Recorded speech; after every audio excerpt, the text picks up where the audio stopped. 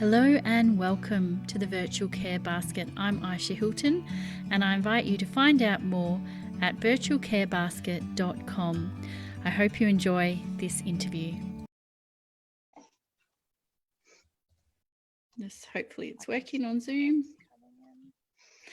Hello and welcome. I'm Aisha Hilton from the Virtual Care Basket, and I wanted to welcome you to this special session today with Jacqui Fernandez, talking about something that I'm really passionate about, which is family violence, and talking about this so that more people can understand what to look for and what to do to get out of it or to support someone who is going through family violence. So I've invited Jacqui on because she's a really special lady who knows a lot about this stuff, and she has a master's degree in psychotherapy and counselling from Federation University here in Ballarat, where we both live. And as part of her degree, she wrote a thesis titled The Innocence, Ignorance and Arrogance of Family Violence. She also has a graduate certificate of family violence training integrated pathways from Swinburne University of Technology. And besides being in private clinical practice, Jacqui worked as a sessional with group programs and projects within the family violence sector for over 10 years. So she's got a lot of experience as a professional. She's been married since 1986, so that's quite a while. Well done, Jacqui, and has two children. And she's neither a victim nor survivor of family violence. Though I will say that I personally had family violence both as a child and as an adult. So that's particularly why I'm wanting to talk about this, because I've seen how insidious it can be and how it in fact impacts children and families, and how we need to talk about it more. So welcome, Jacqui. Thank you. Hello. I'm not sure what I did with one of the, Bron was there, and I'm not sure, I tried to bring her in, but I think I lost her. Thank you, Aisha, for that introduction. Yes, family violence, I actually, it was more a comedy of errors that I fell into it, but I think I was meant to, I don't know. So my project is titled The Innocence, Ignorance and Arrogance of Family Violence. What we're going to look at is specifically the red flags. So the key purpose and intention of this information is to raise awareness of the red flags in intimate relationships. What this is not about is to shame or blame anyone. Neither is it an authoritative handout on all the question answers to family violence and abuse. So I think we'd be here all day if it was. That's exactly. And I did forget to mention it earlier. We will do a Q&A session at the end. So we'll be taking those questions through the chat. So if you're watching this on Facebook Live, I will pop over there and check for questions as well, or just message me on Facebook if we're friends, because I'm trying to manage 3 different streams of technology. And you're welcome to jump on the Zoom as well and ask your questions in the chat. So thank you. Now I'm just going to switch over to your shared content, Jacqui, and we'll get started. Yep. So is this share content even streaming on Facebook or? Yes. So they will be able to see the screen. Yes, we're live on Facebook. The technology is working. Great. And I'm going to mute all the guests. So if you see that I've muted you, don't worry. And yeah, if you've got any questions or comments throughout Jacqui's presentation, please pop them in the chat. And over to you, Jacqui. Thank you. So there's a great book by Rachel, a bit hard to read, but what we don't know about domestic violence can kill us. So as usual with family violence, safety is a priority. The information we're presenting here is general in nature. Only you can decide on the best option for yourself and your family and what is realistic. Those are the helplines, phone numbers. If anyone wants to take a screenshot, please do so now. Now, one of the things I'd like to raise even before we start is, what do I do if I suspect someone is a perpetrator, not a victim, a perpetrator? If you suspect a person is using violence, it is generally best not to attempt to ask them questions. The reason for this, it carries the risk of the perpetrator thinking the victim has disclosed the abusive behavior and can retaliate against the victim. Always remember, safety of the victim is a priority. The best you can do is to encourage the victim to seek help or information. So sometimes people who don't know they're in an abusive relationship, we might recognize it.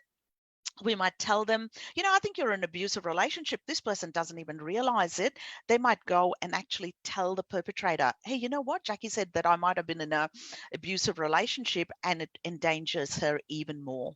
or him. Okay, we're trying to be gender neutral. Now, when we're identifying abuse, there is 3 stages. One is the preventive stage, which is what we're doing now. It's about education, raising awareness. It's in our healthcare. The doctors are trained generally. Childcare, maternal health. The second one is intervention, where we get family violence services involved, counselling, referral systems, case management. When we go into the crisis is where we really are in that danger zone. The justice and statutory people come into it, police interventions, court, child protection, victim support services. This is where the red flags go really, really strong. So what are the risk factors? Look, there is no other way to put it, but victims who are experiencing any of the following are at an increased risk of being killed or almost killed, right? So controlling behaviors, I will go into a little bit more detail around these.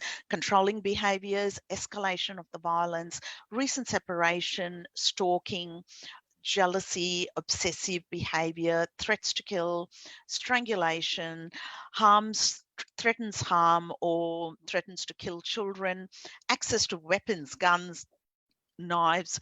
The perpetrator threatens to commit suicide or harm themselves.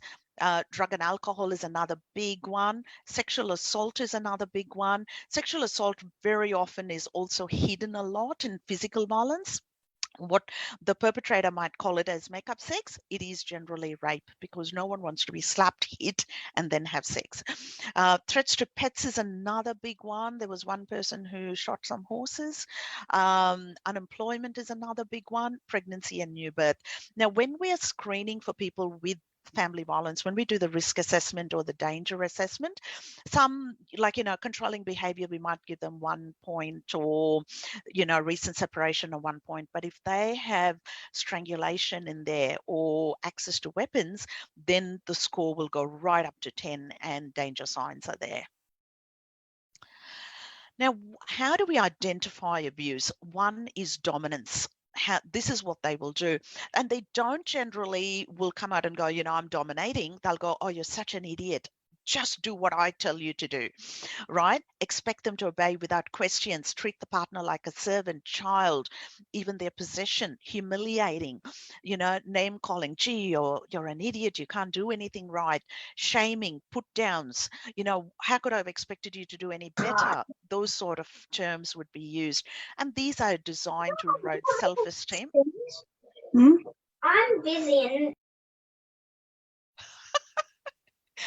I've just muted that cute little voice.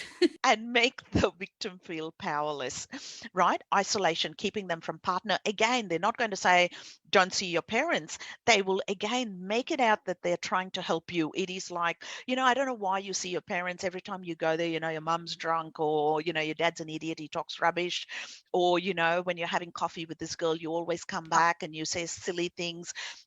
So very often they will actually make you feel like the bad person. So they're not going to come out straight and tell you that. Threats. So threats to harm you, threats to kill the children, commit suicide. That is another one. If you leave me, you better not leave me because you see what could happen. Intimidation, threatening with looks, gestures, smashing things in front of partner, destroying partner's property, hurting girls, putting weapons on display. Now, when the family violence is directed towards children, sometimes what they will do is they will put maybe a belt on the table or a wooden spoon or whatever they generally would have hit that child with before. Denial and minimizing. They will always deny the abuse. They will always minimize the abuse. They will blame the abuse and violent behavior on bad childhood, a bad day, or even partner and kids. Now, I have to do some technical stuff here. I'm just going to do a short video which will reiterate what we're talking about. So I'm just going to a new share.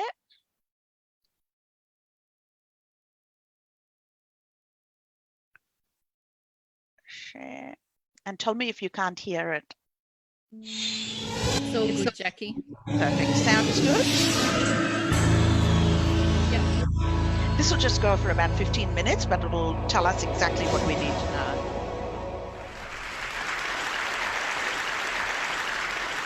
I'm here today to talk about a disturbing question, which has an equally disturbing answer. My topic is the secrets of domestic violence. And the question I'm going to tackle is the one question everyone always asks. Why does she stay? Why would anyone stay with a man who beats her? I'm not a psychiatrist, a social worker, or an expert in domestic violence. I'm just one woman with a story to tell. I was 22. I had just graduated from Harvard College. I'd moved to New York City for my first job as a writer and editor at 17 magazine. I had my first apartment, my first little green American Express card, and I had a very big secret. My secret was that I had this gun loaded with hollow point bullets pointed at my head by the man who I thought was my soulmate many, many times. The man who I loved more than anybody on earth held a gun to my head and threatened to kill me more times than I can even remember. I'm here to tell you the story of crazy love, a psychological trap disguised as love, one that millions of women and even a few men fall into every year. It may even be your story. I don't look like a typical domestic violence survivor. I have a BA in English from Harvard College, an MBA in marketing from Wharton Business School. I spent most of my career working for Fortune 500 companies, including Johnson & Johnson, Leo Burnett, and the Washington Post. I've been married for almost 20 years to my second husband, and we have 3 kids together. My dog is a black lab, and I drive a Honda Odyssey minivan. So my first message for you is that domestic violence happens to everyone. All races, all religions, all income and education levels. It's everywhere. And my second message is that everyone thinks domestic violence happens to women, that it's a women's issue. Not exactly. Over 85% of abusers are men. And domestic abuse happens only in intimate, interdependent, long-term relationships. In other words, in families. The last place we would want or expect to find violence, which is one reason domestic abuse is so confusing. I would have told you myself that I was the last person on earth who would stay with a man who beats me. But in fact, I was a very typical victim because of my age. I was 22. And in the United States, women ages 16 to 24 are 3 times as likely to be domestic violence victims as women of other ages. And over 500 women and girls this age are killed every year by abusive partners, boyfriends and husbands in the United States. I was also a very typical victim because I knew nothing about domestic violence, its warning signs or its patterns. I met Connor on a cold, rainy January night. He sat next to me on the New York City subway, and he started chatting me up. He told me 2 things. One was that he, too, had just graduated from an Ivy League school, and that he worked at a very impressive Wall Street bank. But what made the biggest impression on me that first meeting was that he was smart and funny, and he looked like a farm boy. He had these big cheeks, these big apple cheeks, and this wheat blonde hair, and he seemed so sweet. One of the smartest things Connor did from the very beginning was to create the illusion that I was the dominant partner in the relationship. He did this, especially at the beginning, by idolizing me. We started dating, and he loved everything about me. That I was smart, that I'd gone to Harvard, that I was passionate about helping teenage girls and my job. He wanted to know everything about my family and my childhood, my hopes and dreams. Connor believed in me as a writer and a woman in a way that no one else ever had. And he also created a magical atmosphere of trust between us by confessing his secret, which was that as a very young boy, starting at age 4, he had been savagely and repeatedly physically abused by his stepfather.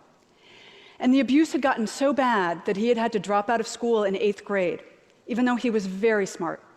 And he'd spent almost 20 years rebuilding his life, which is why that Ivy League degree and the Wall Street job and his bright, shiny future meant so much to him. If you had told me that this smart, funny, sensitive man who adored me would one day dictate whether or not I wore makeup, how short my skirts were, where I lived, what jobs I took, who my friends were, and where I spent Christmas, I would have laughed at you. Because there was not a hint of violence or control or anger in Connor at the beginning. I didn't know that the first stage in any domestic violence relationship is to seduce and charm the victim. I also didn't know that the second step is to isolate the victim. Now, Connor did not come home one day and announce, hey, all this Romeo and Juliet stuff has been great, but I need to move into the next phase where I isolate you and I abuse you. So I need to get you out of this apartment where the neighbors can hear you scream, and out of this city where you have friends and family and coworkers who can see the bruises. Instead, Connor came home one Friday evening, and he told me that he had quit his job that day, his dream job. And he said that he had quit his job because of me, because I had made him feel so safe and loved that he didn't need to prove himself on Wall Street anymore. And he just wanted to get out of this city and away from his abusive, dysfunctional family and move to a tiny town in New England where he could start his life over with me by his side. Now, the last thing I wanted to do was leave New York and my dream job. But I thought you made sacrifices for your soulmate. So I agreed, and I quit my job, and Connor and I left Manhattan together. I had no idea I was falling into crazy love, that I was walking headfirst into a carefully laid physical, financial, and psychological trap. The next step in the domestic violence pattern is to introduce the threat of violence and see how she reacts. And here's where those guns come in. As soon as we moved to New England, that place where Connor was supposed to feel so safe, he bought 3 guns. He kept one in the glove compartment of our car. He kept one under the pillows on our bed. And the third one he kept in his pocket at all times. And he said that he needed those guns because of the trauma he'd experienced as a young boy. He needed them to feel protected. But those guns were really a message for me. And even though he hadn't raised a hand to me, my life was already in grave danger every minute of every day. Connor first physically attacked me 5 days before our wedding. It was 7 a.m. I still had on my nightgown. I was working on my computer trying to finish a freelance writing assignment, and I got frustrated. And Connor used my anger as an excuse to put both of his hands around my neck and to squeeze so tightly that I could not breathe or scream. And he used the chokehold to hit my head repeatedly against the wall. 5 days later, the 10 bruises on my neck had just faded, and I put on my mother's wedding dress, and I married him. Despite what had happened, I was sure we were going to live happily ever after, because I loved him, and he loved me so much. And he was very, very sorry. He had just been really stressed out by the wedding and by becoming a family with me. It was an isolated incident, and he was never going to hurt me again. It happened twice more on the honeymoon. The first time, I was driving to find a secret beach, and I got lost. And he punched me in the side of my head so hard that the other side of my head repeatedly hit the driver's side window. And then a few days later, driving home from our honeymoon, he got frustrated by traffic, and he threw a cold Big Mac in my face. Connor proceeded to beat me once or twice a week for the next 2.5 years of our marriage. I was mistaken in thinking that I was unique and alone in this situation. 1 in 3 American women experiences domestic violence or stalking at some point in her life. And the CDC reports that 15 million children are abused every year. 15 million. So actually, I was in very good company. Back to my question. Why did I stay? The answer is easy. I didn't know he was abusing me. Even though he held those loaded guns to my head, pushed me downstairs, threatened to kill our dog, pulled the key out of the car ignition as I drove down the highway, poured coffee grinds on my head as I dressed for a job interview. I never once thought of myself as a battered wife. Instead, I was a very strong woman in love with a deeply troubled man, and I was the only person on earth who could help Connor face his demons. The other question everybody asks is, why doesn't she just leave? Why didn't I walk out? I could have left any time. To me, this is the saddest and most painful question that people ask, because we victims know something you usually don't. It's incredibly dangerous to leave an abuser, because the final step in the domestic violence pattern is kill her. Over 70% of domestic violence murders happen after the victim has ended the relationship, after she's gotten out, because then the abuser has nothing left to lose. Other outcomes include long-term stalking, even after the abuser remarries, denial of financial resources, and manipulation of the family court system to terrify the victim and her children, who are regularly forced by family court judges to spend unsupervised time with the man who beat their mother. And still we ask, why doesn't she just leave? I was able to leave because of one final sadistic beating that broke through my denial. I realized that the man who I loved so much was going to kill me if I let him. So I broke the silence. I told everyone. The police, my neighbors, my friends and family, total strangers. And I'm here today because you all helped me. We tend to stereotype victims as grisly headlines, self-destructive women, damaged goods. The question, why does she stay, is code for some people for it's her fault for staying. As if victims intentionally choose to fall in love with men intent upon destroying us.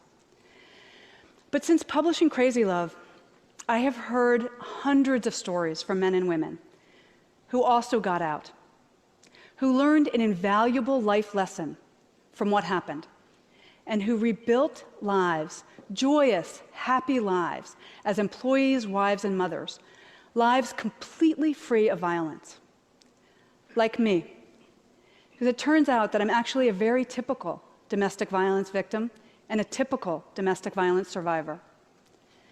I remarried a kind and gentle man. We have those 3 kids. I have that black lab, and I have that minivan. What I will never have again, ever, is a loaded gun held to my head by someone who says that he loves me. Now, right now, maybe you're thinking, wow, this is fascinating. Or, wow, how stupid was she? But this whole time, I've actually been talking about you. I promise you, there are several people listening to me right now who are currently being abused, or who were abused as children, or who are abusers themselves. Abuse could be affecting your daughter, your sister, your best friend right now. I was able to end my own crazy love story by breaking the silence. I'm still breaking the silence today. It's my way of helping other victims. And it's my final request of you. Talk about what you heard here. Abuse thrives only in silence. You have the power to end domestic violence simply by shining a spotlight on it. We victims need everyone. We need every one of you to understand the secrets of domestic violence. Show abuse the light of day by talking about it with your children, your coworkers, your friends and family. Recast survivors as wonderful, lovable people with full futures.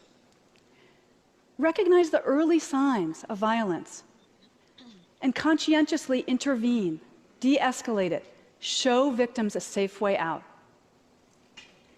Together, we can make our beds, our dinner tables, and our families the safe and peaceful oases they should be.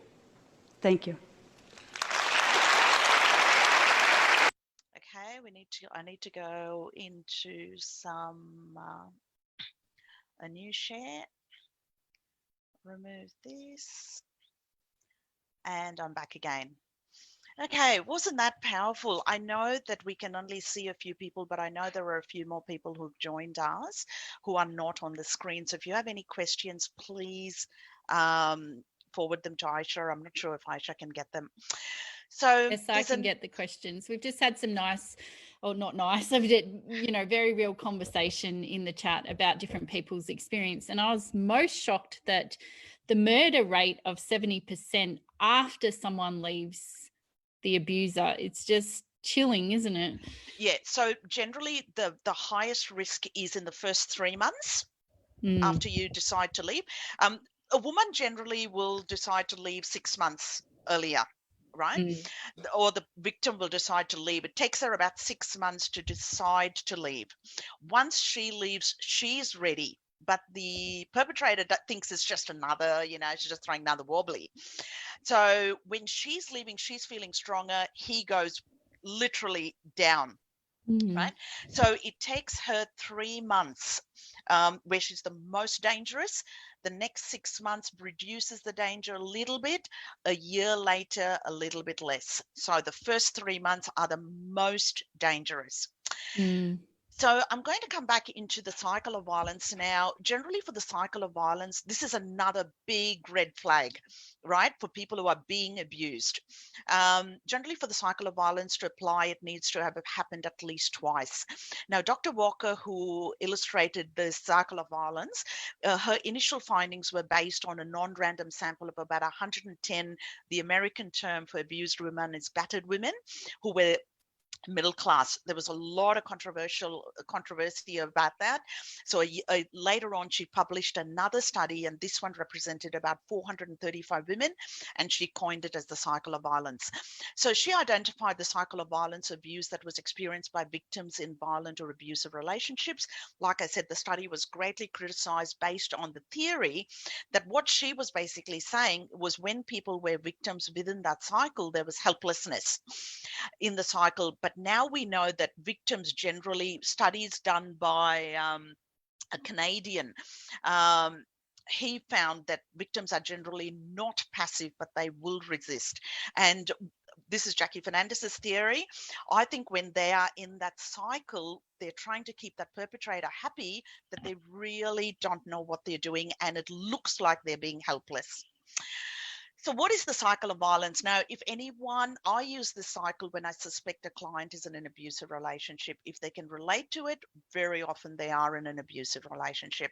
So there'll be an explosive phase where, there's been an incident, he's hit her or, yelled or something violent would have happened. Then they'll go through a remorse stage where they feel, I'm so sorry I did that. Then there'll be a pursuit stage. If you're lucky, you might get some flowers. I shouldn't say that. That is a wrong term. Not lucky, it is a bad thing.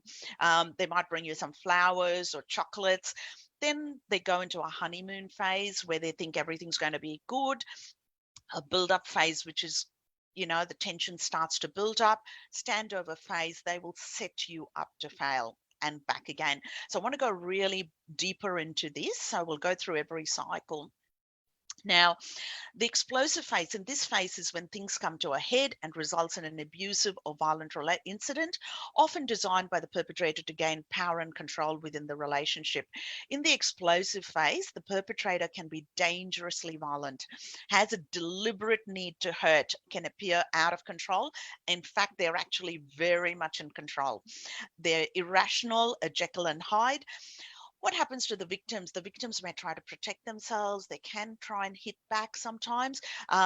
Generally, men will hit with their fists, women will throw. Okay, get away. The victim might try and get away. They might seek help. In very, very rare cases, they'll submit helplessly. And generally, when they submit helplessly, they've had a thorough beating in the past or something. That's the only reason they will generally submit helplessly. In the remorse stage, the perpetrator may feel remorseful, guilty. Generally, they're also concerned about the repercussions, or that the partner are going to leave, or they might call police. And the pursuit stage may be for a short period. They might change their behavior, offer promises, gifts. The remorse phase, often they will either justify, rationalize their behavior to themselves, others, and their children, or shift the blame fully to the victim. And we'll go into that a bit more detail. In the honeymoon phase, they will do anything to stay in the relationship. Now, this is where the danger part is, why some women don't see the dangers happening again, or some victims don't see the danger.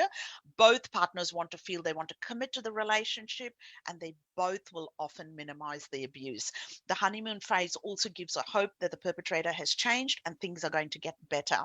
Now, it is in this phase very often you can tell that woman or the victim, they're going to do it again, get out, and they'll go, no, I know how to manage them. If I didn't do this and I know how to do it, they're not going to listen to you unless it gets a bit more stronger. Now, in the build-up phase, the phases when the expectations are not met, tension starts to build up, the perpetrator focuses on the perceived shortcomings of the victim, and they appear to watch things very closely. In the standover phase, this is where the tension build-up phase starts to escalate and can become frightening, and is now inevitable that a violent episode is most likely going to occur. Generally, the perpetrator will set the victim up in a situation to fail so they can justify the impeding violent phase. So it is in this build-up phase that you're looking for the red flags, and you need to implement a safety plan, right? The safety plan is on my website. Now, the cycle of violence, this can be a daily cycle. It can be a weekly cycle. It can be a monthly cycle. It can be 6 to 12 months. For you to be in a cycle of violence, you should have experienced it at least twice. Now, the cycle can generally the cycle can get worse over time. The remorse phase, the pursuit phase, and the honeymoon phase will eventually disappear. Your red flags should come up then. Now, why is it that sometimes the red flags are not coming up? Is because very often there's three roles in family violence: the victim, the perpetrator, and the rescuer. Now, the dreaded drama triangle was introduced by a transactional therapist, Stephen Kaufman, in 1968. Family violence, often when you sit down with both parties, you will see this pattern where the roles go from perpetrator to rescuer to victim. When victims rationalize this, they see themselves where they blame themselves, so they stay in the relationship. Also, the perpetrator will make sure they point out these roles to you. So let's just pretend, I'm just going to give an example of myself and my husband. Just say, my husband said he's going to come home at 5 o'clock. I'm the victim. He hasn't come home. I'm getting angry, right? I'm feeling sad for myself. He does this before. So I see myself as the victim. As soon as he walks through the door, I start to attack him. Right. So I now become the perpetrator. I go, you do this all the time and everything. So what he does is he's now the victim because he's being abused by me. So he starts to withdraw. When he starts to withdraw, I start to pursue him. The more he withdraws, the more I pursue. So I become the rescuer. So then he turns back and blasts the lights out of me. So he becomes the perpetrator. I become the victim. Then he comes to come. So when this is happening, when you unpack it, you don't know where the perpetrator is, where the victim is, where the rescuer is. And also it depends when interventions are going to come through. So just be careful of this pattern. So how do professionals work through these, or people who are trained, not professionals, people who are trained, how do we work through this? This is how we work through it. How do we differentiate perpetrators from victims? Perpetrators can present very often as charming, charismatic. They will try and collude with whoever they're talking to.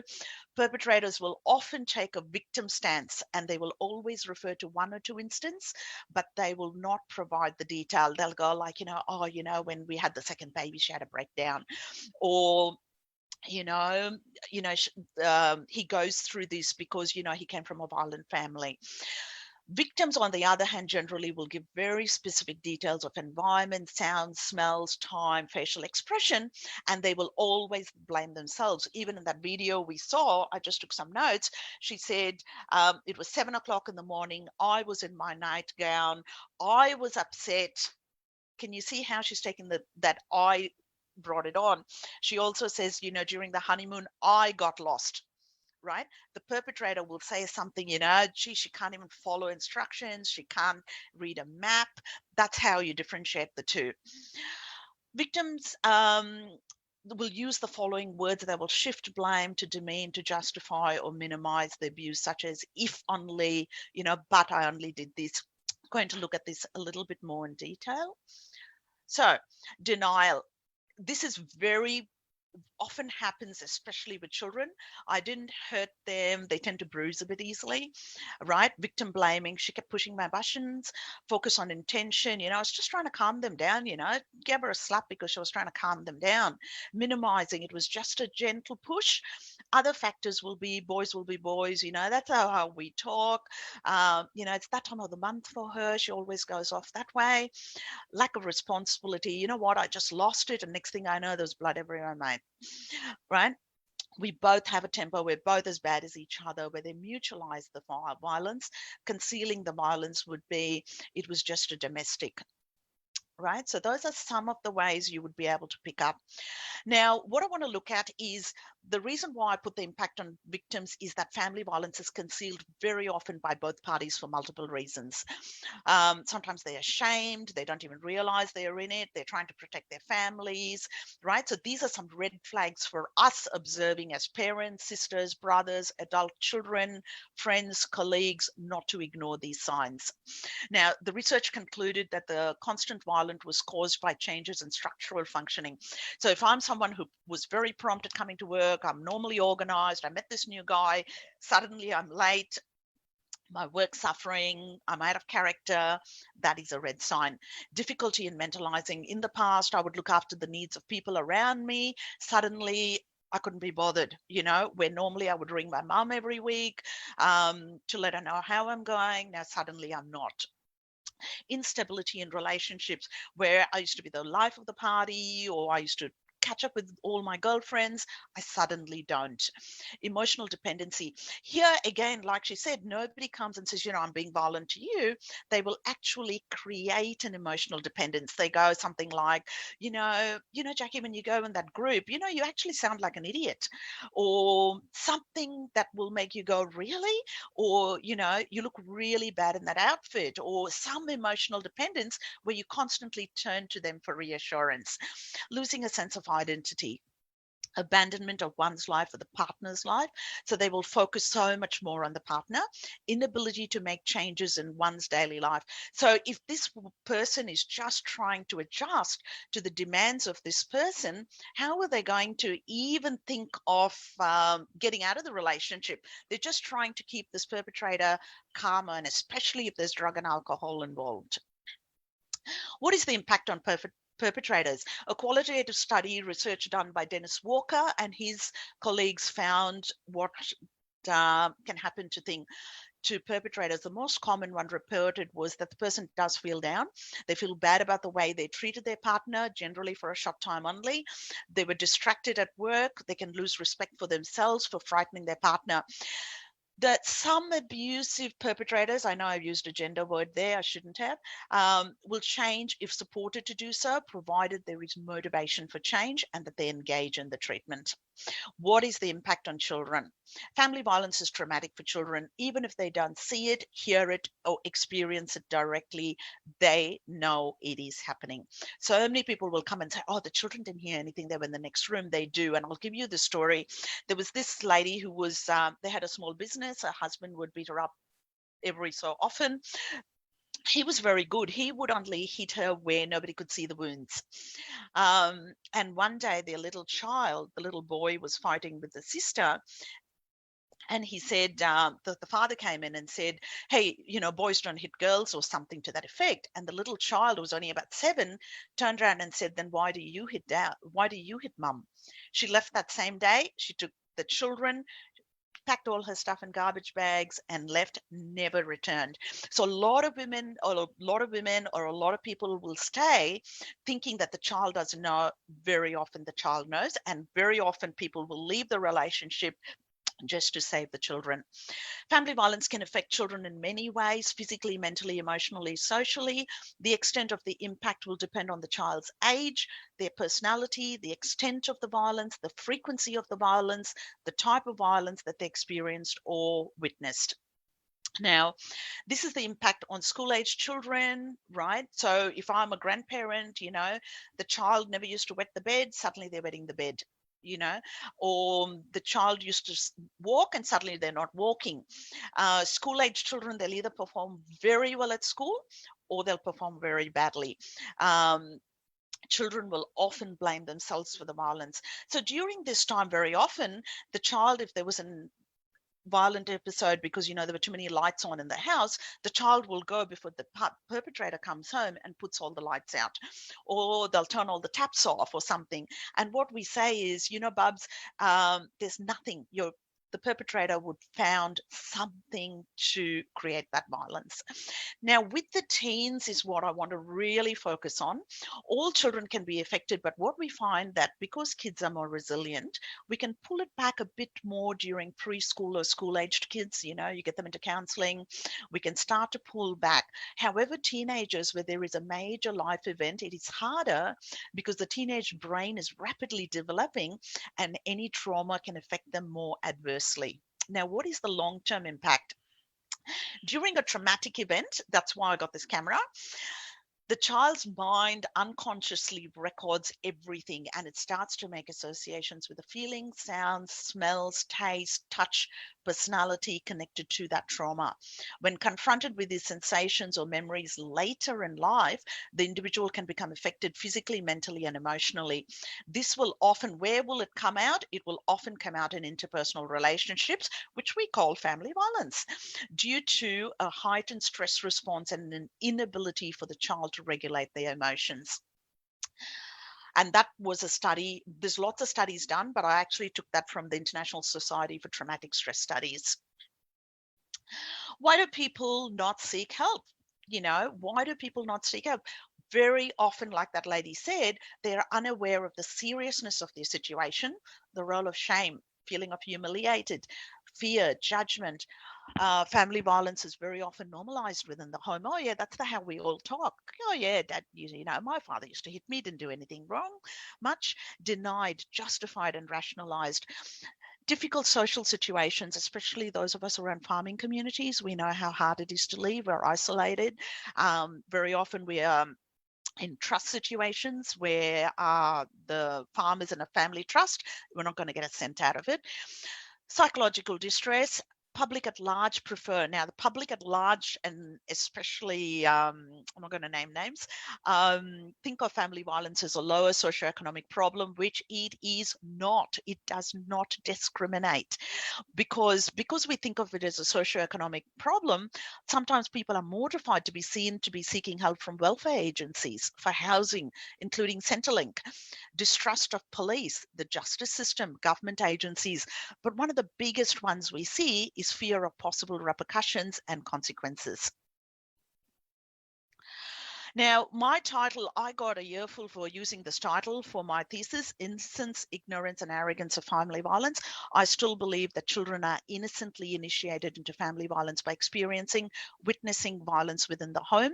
It is also can come from social, cultural, environmental factors. Ignorance, people are still confused about what constitutes family violence and relegated to physical or sexual abuse. No, it's not. Perpetrators are unaware of how their violence against their partner and children constitute violence. They often tend to have unhelpful characteristics of parents, but I'm just disciplining the child. No, you're not. Family violence has been normalized and desensitized within the home. That's why we are ignorant about it. The arrogance, if we said we didn't know, now we do know.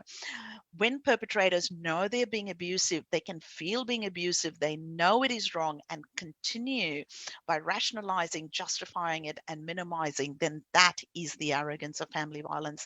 Thank you. I'll take some questions now. And I'm going to stop sharing this. If you have any questions, I will So thank you. We've had some interesting discussions in the chat. Okay. So thank you everyone for participating. I've shared quite a bit too. And someone's saying that who works with adults now, not in a family violence, but it often comes up in their work. It comes back from issues from their childhood and nightmares, stress, anxiety, overwhelm in just, running their everyday life.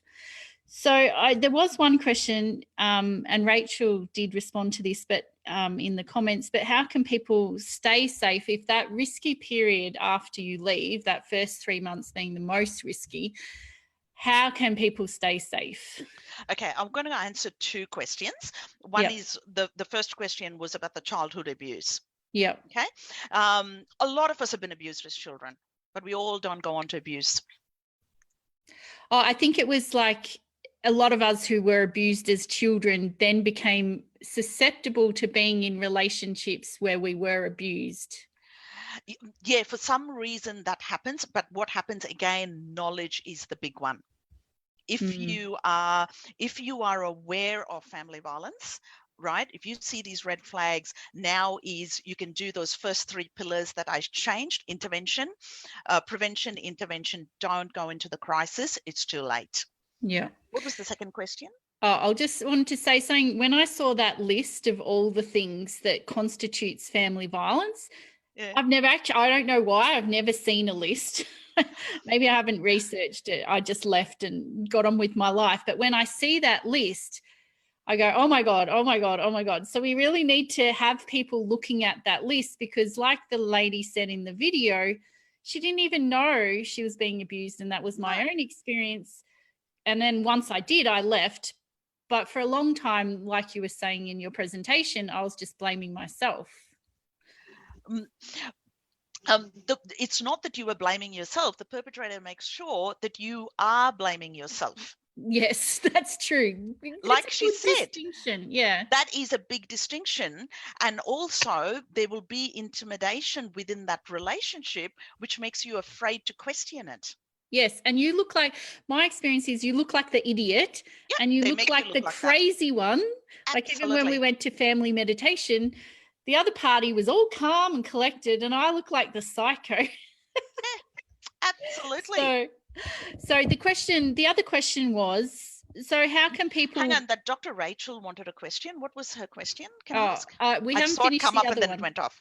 Sorry. How can people be safe after they leave, like given that 3-month period?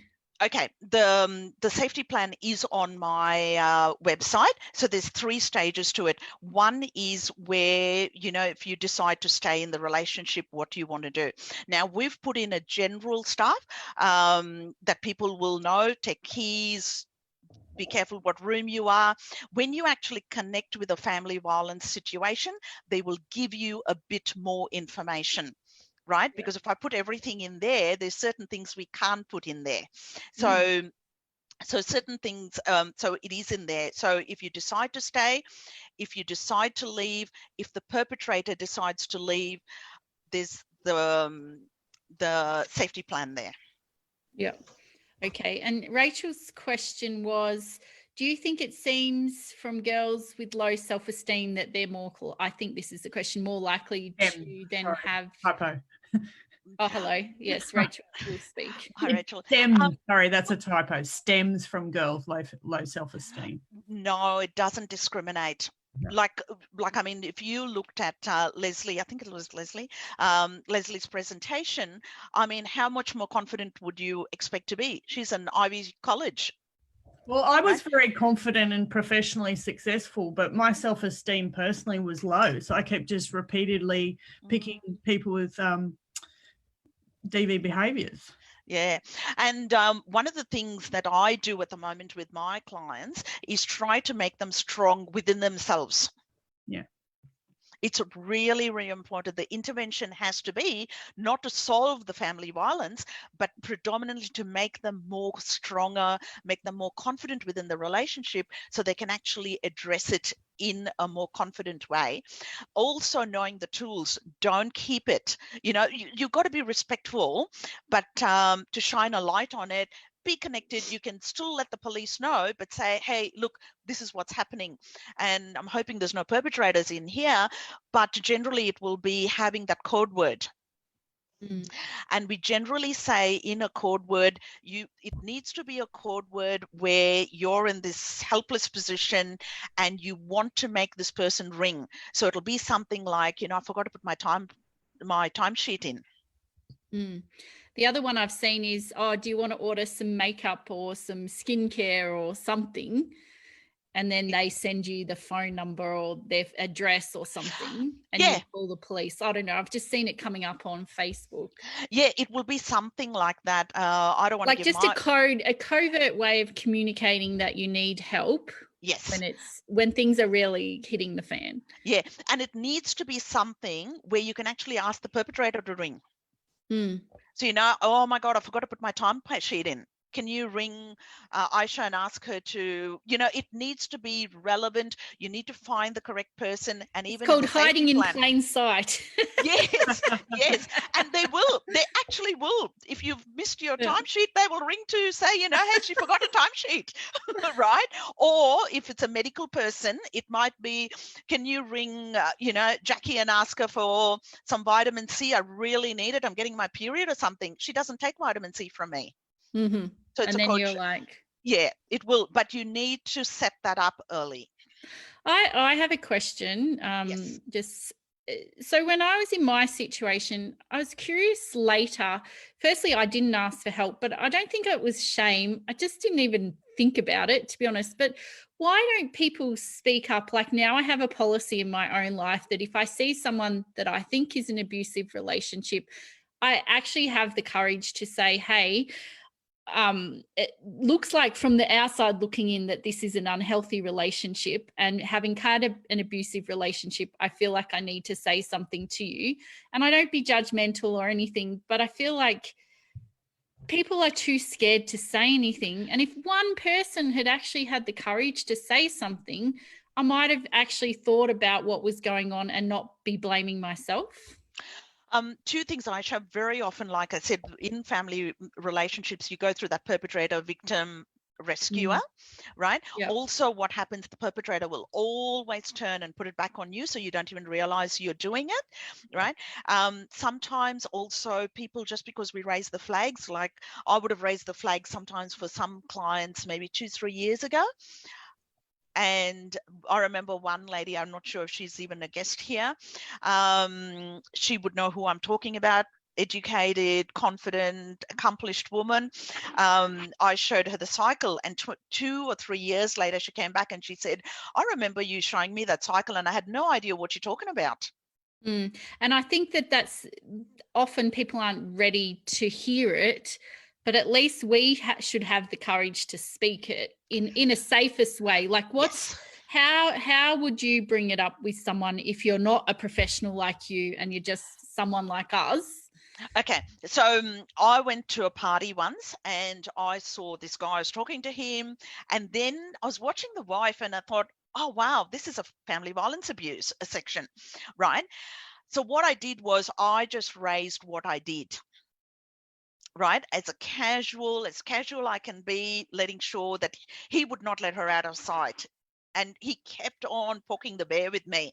And I was like, oh no, this is the area I work with. And, you know, just very general information. Like, you know, I know someone who works at CAFS or RISK, and, you know, they screen for family violence. And, you know, I had this girlfriend of mine and she went there and found it quite helpful. So it has to be making sure the perpetrator doesn't get any signals that she's told you something, or because they're often very paranoid as well. Oh, they'll watch you like that's so how you know. If you're even talking to someone else and they're across the room and then they go, oh, what were you talking about? What did you say to them about me? I don't know if that's other people's experience. So yeah, you've got to be super careful. In our group programs, we actually play the first clip of that Sleeping with the Enemy. Oh, yeah. And they show her with a dress, and then later on she's in another dress and she's in a party and he's watching her. He is just watching her. So they will have another eye, and you will also see the victim watching the perpetrator. Yes, because they're on eggshells. Yes. And the So victim it's a cycle of observing and yeah. And the victim will generally be in a corner with her back to the wall.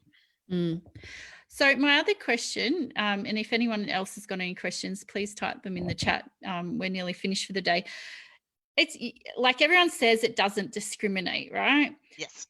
And having had childhood violence makes you more susceptible to it. But is it just that we came across these people?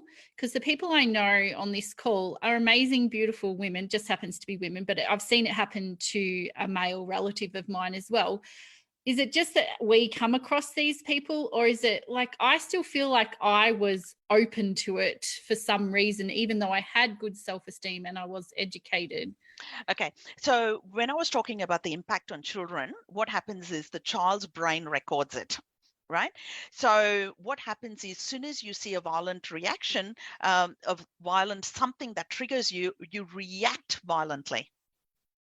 So if just say I'm just a normal, I've never been abused, and someone comes and takes my pen, I'd go, oh, can you put it back there? If I've been abused and where, there was violence, I might react to that, someone taking my pen, in a reactive way. So children who've been exposed to family violence have a heightened sense of anxiety. And that makes sense to me. Like, you're living in that cortisol sort of adrenaline state. Yes. And I think for a lot of us too, we haven't seen good examples of healthy relationships. And I've noticed that a couple of people on this call haven't just had one abusive relationship, they've had many. And so that's an interesting point as well. One of the interesting points is people who experience family violence, like she said, she was trying to fix him. So they make you feel special, and you're the only one. Absolutely. And there is another one called coercive control. Coercive control, when I was looking at that video the first time, I thought, oh my God, she's got coercive control. So it's family violence, again, is broken up into so many. It's like, apples, all the different apples. So I reckon what she was talking about was coercive control. And also that hitting of that head. There was one case where she was getting headaches later on, and apparently when she went to the doctor and they did a screening, she goes, oh, did you do kickboxing or something? There was actually the damage in her brain. Wow, that's so sad. Now, Annette, did you want to unmute and ask your question? Just because I couldn't quite understand it. Hi, Annette. Hi. I'd just like to firstly thank you for the wealthy information that you gave speaking, or what the words that we use when we actually speak to somebody that's in this situation. I've found that just in my own personal experience with my family, that they would always be loyal to the perpetrator and repeat what anybody else said to them. Sorry, keep going. Yeah, so realising that our choice of words is very, very important in that situation. To be referring to somebody else and maybe not their relationship is very, very important. I did put on the post before that I work with a lot of adults now that come to see me, not for domestic violence. They're in a good relationship. They cannot understand why they are not content and happy. So, and when we actually do the work, it comes up to they are still traumatized from what they went through as children. Oh, there's so many things there. Okay, so there's relationship issues, and then there's family violence. Okay, now my husband and myself are married for a long time. I can assure you, we argue about pens, we argue about how high the grass needs to be, we argue about groceries, we argue about who spent. The difference is I'm not afraid of my husband and he's not afraid of me, right? I don't change my behavior for my husband. You don't live on eggshells with him. I don't live on eggshells with him. And that is the defining difference between a relationship and family violence. That's a really good point, Jacqui. That is the difference. Because discord is natural. Like, we're not going to agree on everything. Absolutely. Sometimes, the way I talk, I think I should be sitting in my groups, not giving the groups, right? The difference is my children are not afraid. Yeah. Right? My children don't change their behavior when dad comes home or mum comes home. They're not going and tidying up their rooms just because I've got to walk in. They should, but they don't. Right? We're not scary enough as parents, no. That's exactly. I remember telling my daughter I'm going to put an angry face, and I don't know what that angry face was because I never got to put the angry face. Mm-hmm. The difference in a family violence is there is fear. Yeah. There is fear, and that is the difference. The other thing too is when they have a relationship, generally there are about 6 to 8 incidents that will happen that they will clearly remember. The victim will remember, right? And during those 6 or 7, remember that cycle, that honeymoon I was telling you? They will not leave. They will go, oh, it was because, I said this or I did that. Right? Mm-hmm. They will not leave. It is when it comes to that push is when they generally will leave. Or a lot of women will say, I know how to manage him, love. Yes. So Did great. I answer your question, Annette? Yes. I hope I explained myself. No, you were clear. I can't yeah. see any of the chat things from where I am. So if there's any other questions. So we just have one more thing for Rachel. The list of signs, that has been a revelation, I think, to a few of us. And I would really I might screenshot it. Which signs? Look, I'm quite happy for you to have this full presentation put out in the public, right? For those people who are academic or who want to know the references, the full presentation is referenced. I know we've got about 53 people who are online. If any of you are my clients, I'm not using you as an example. It is all taken from research. This is research based. So if you sort of think, oh, she took it from me from this, the cycle, it must be my experience, go and have a look. The references are at the back and I'm quite happy to share it. But please, before you do anything, do the safety plan one, which I've posted to my Facebook. Yeah, I've added in the recording on my Facebook page, I've added all the links to the Crazy Love book, all the safety plan and everything. But I will add all of that to the document or to the post when I put it on the virtual care basket recording as well. So I'll get the PowerPoint from you and I'll put it on Dropbox and people can download that if that suits you. Rachel, your question on coercive control, it is a whole different area. Countries like Scotland and the UK have actually brought coercive control as being part of that family violence, and it is now a criminal one. In Australia, we are trying to bring it in, but there's a bit of resistance, right? There's a good book, See What You Did to Me, See What You Made Me Do. It's not the one by Jess Hill from Australia. It's the one by an English girl, and she writes about coercive control, not only with her partner, but also at work. So if you want, I'm quite happy to give you those links. Ballarat Library's got that book, See What You Made Me Do, I think it was. And she lists everything about coercive control, but there's tons of research on coercive control, especially if you look in the UK and Scotland.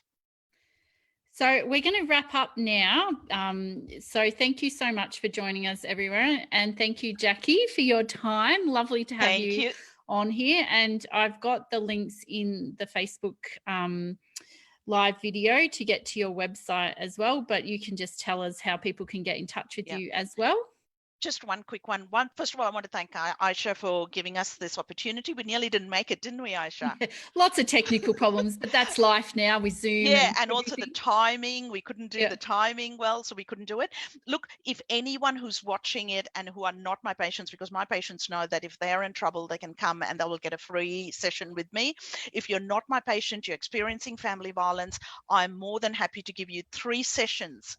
Right, 3 free sessions, please. And this is not a business thing or anything. This is just to help a community, right? If anyone, and at the moment we're quite quiet anyway, so I'm more than happy to give anyone 3 free sessions as an offer to this. And I want to thank you again, Aisha. Thank you very much.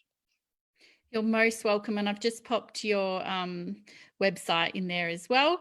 So thank you. Yes. So thank you, everyone. Thank you, everyone. Thank you for joining us. Thank Much you. love to you all. Stay safe and reach out if you need anything. And you can go to virtualcarebasket.com for all your other resources. Thank you. Great. Bye, everyone. Thank you. Thanks, Bye. everyone. Hi, this is Aisha again. I hope you enjoyed this video. Feel free to subscribe and to check out the website virtualcarebasket.com. You can also find out more about me at aishahilton.com. Have a fabulous day.